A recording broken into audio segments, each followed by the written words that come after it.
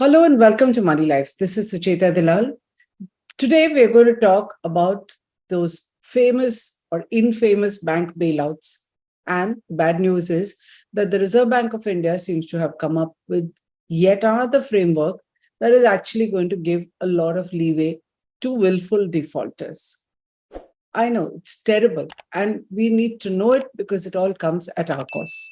So, when it comes to bank loans, it appears that the Reserve Bank of India and its views seem to be swinging from one extreme to another like a pendulum. It all started in 2016 when the Reserve Bank of India decided that it's going to get tough with willful defaulters.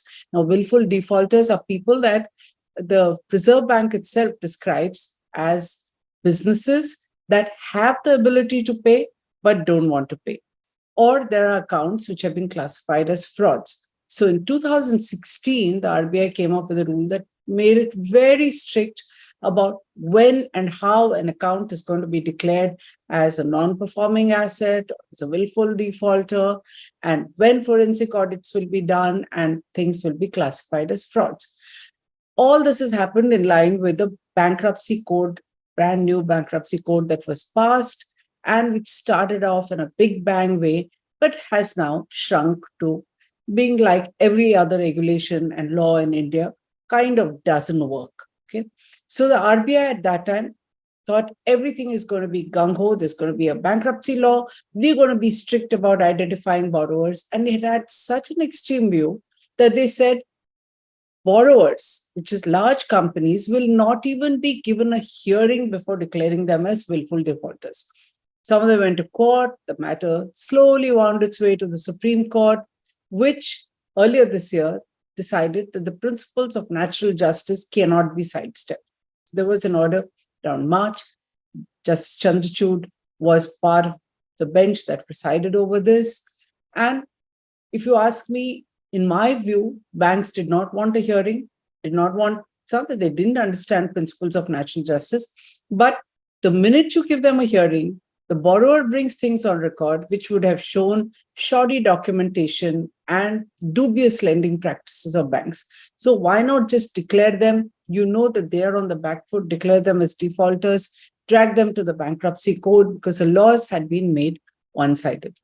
It's not over. In fact, on 20th June, 3 days ago, the Bombay High Court granted an interim relief to people in a bunch of petitions, which included the defunct Jet Airways, and this matter has been adjourned until next month. Point is, these are still going on. One extreme, getting so tough. Now, what has happened is the pendulum has swung the other way. So the RBI last week, or rather 8th of June, came up with what is called a framework for compromise settlements and technical write-offs. What does this do? It permits bank boards. Now, bank boards is a whole new discussion. Okay, bank boards to enter into compromise settlements and technical write-offs as though they understand things. They will decide on what extent of money is due from willful defaulters and fraud accounts. Further act of benevolence, RBI says after 12 months of cooling, you can lend to those same institutions again. What can be more scandalous than this? You borrow 100 rupees or you borrow for a home loan, they will slit your throat. They go after you. They will abuse you. You know the harassment that ordinary people go through. A willful defaulter, if it's over 100 crores, the board will decide there'll be a compromise, interest will be waived, maybe part of the principal. Then wait for a year and you get loans again. What can be more shocking than this? But the shock doesn't stop here. In fact, this series of things. This framework was issued just a few days after the Reserve Bank of India Governor Shaktikanta Das had made a public speech where he outlined continuing governance issues at banks and how they fudged books. I'm going to come to more on this later. And what happens is the brazen, repeated, colossal frauds on the banking system, mainly in public sector banks, are all very well known because they invariably lead to massive loan write-offs. We're talking about tens of thousands of crores here, which ultimately get borne by all of us, whether or not you have a bank loan, whether or not you have food to eat.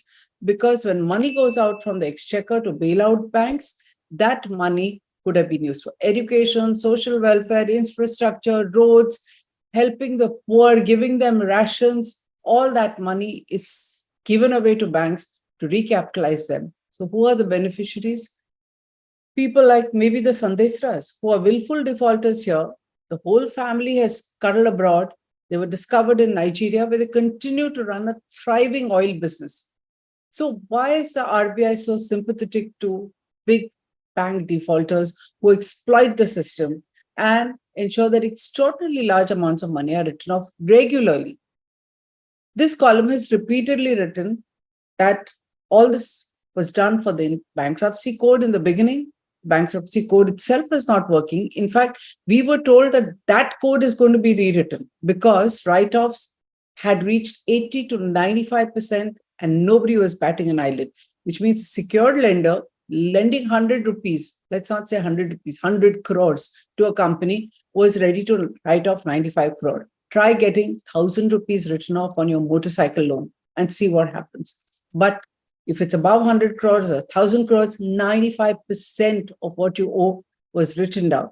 Average recovery after the first 6 big bang ones like SR and Bhushan is down to just 30%, which means that banks are recovering only 30 rupees out of every 100 that's lent.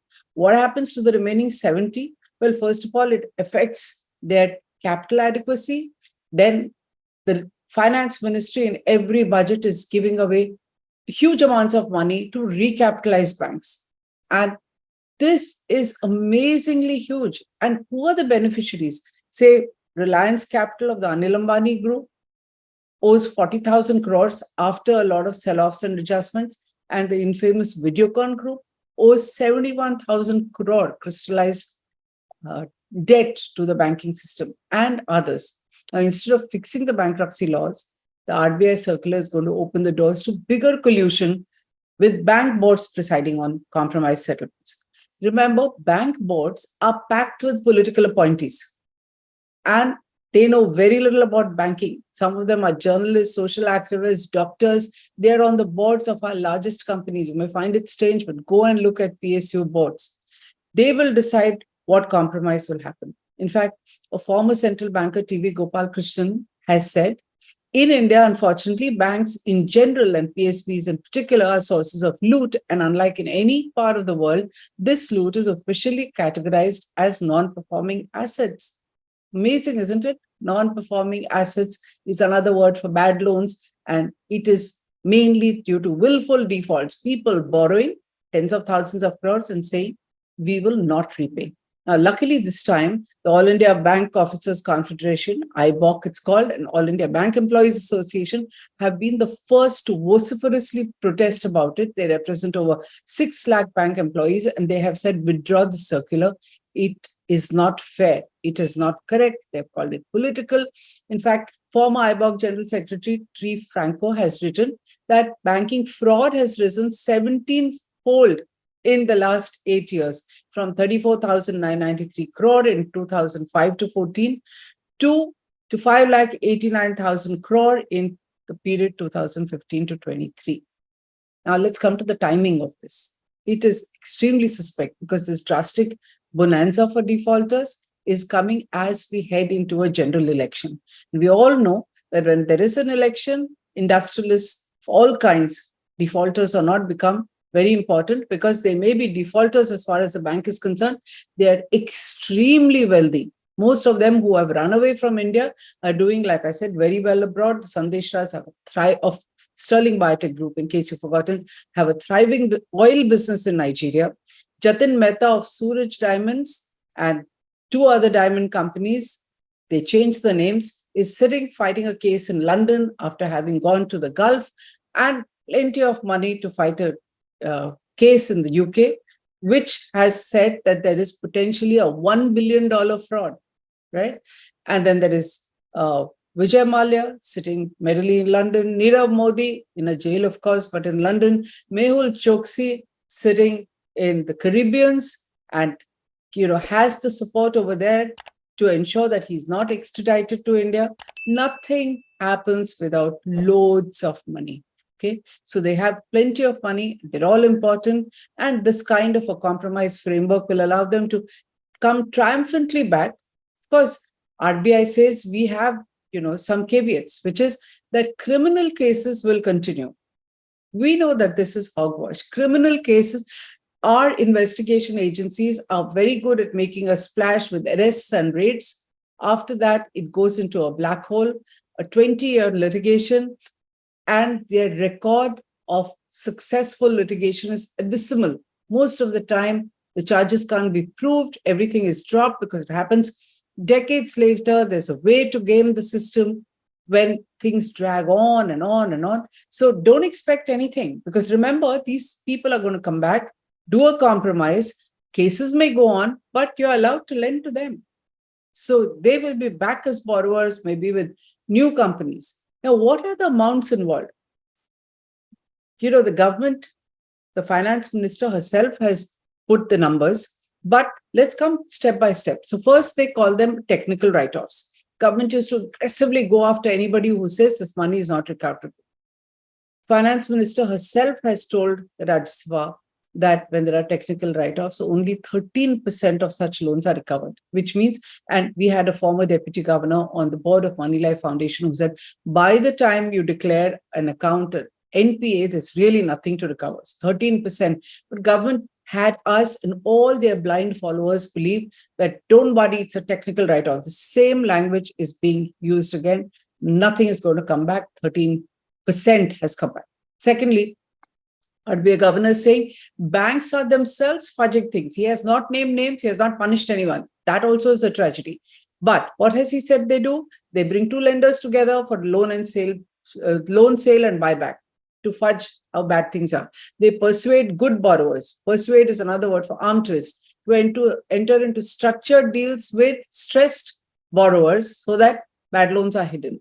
Third, they manipulate accounts and adjust repayment ability in order to renew loans. When all this is happening, you want a compromise framework. When you yourself are saying it, you have not named the banks, you have not punished them.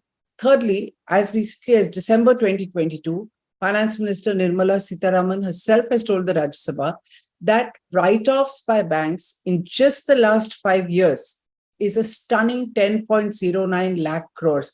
This is just between financial year 17-18 to financial years 21-22.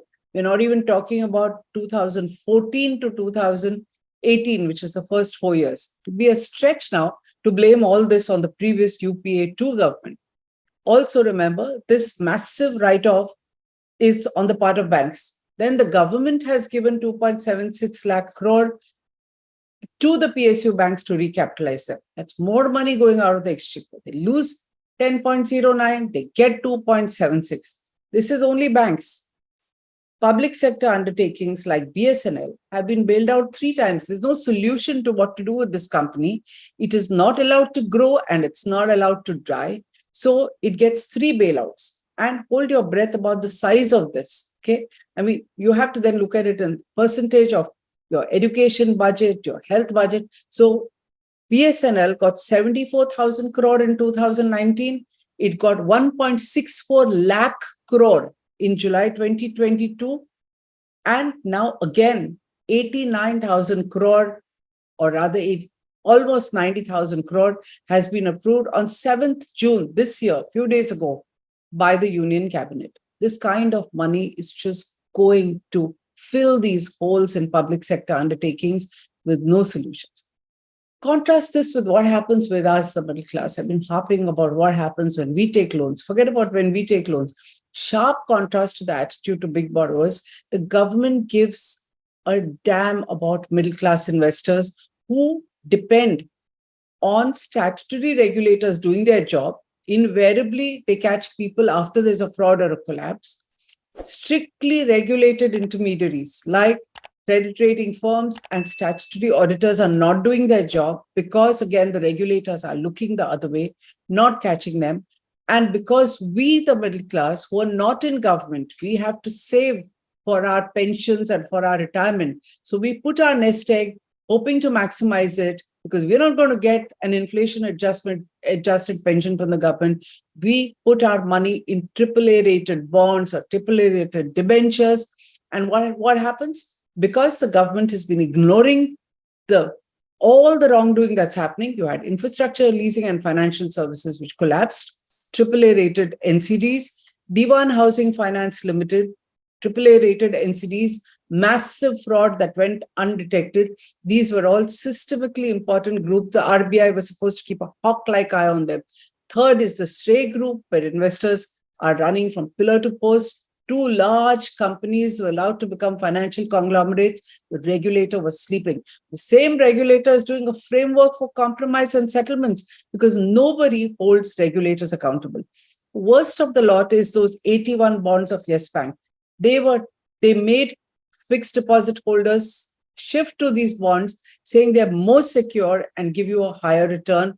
And the RBI, without blinking an eyelid, when they handed over Yes Bank to a conglomerate, including SBI, they just wrote them off, zero.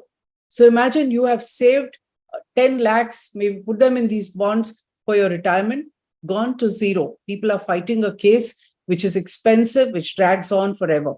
Successive chairmen at SEBI looked the other way, while Karvi was involved in all kinds of shenanigans that date back to before 2010.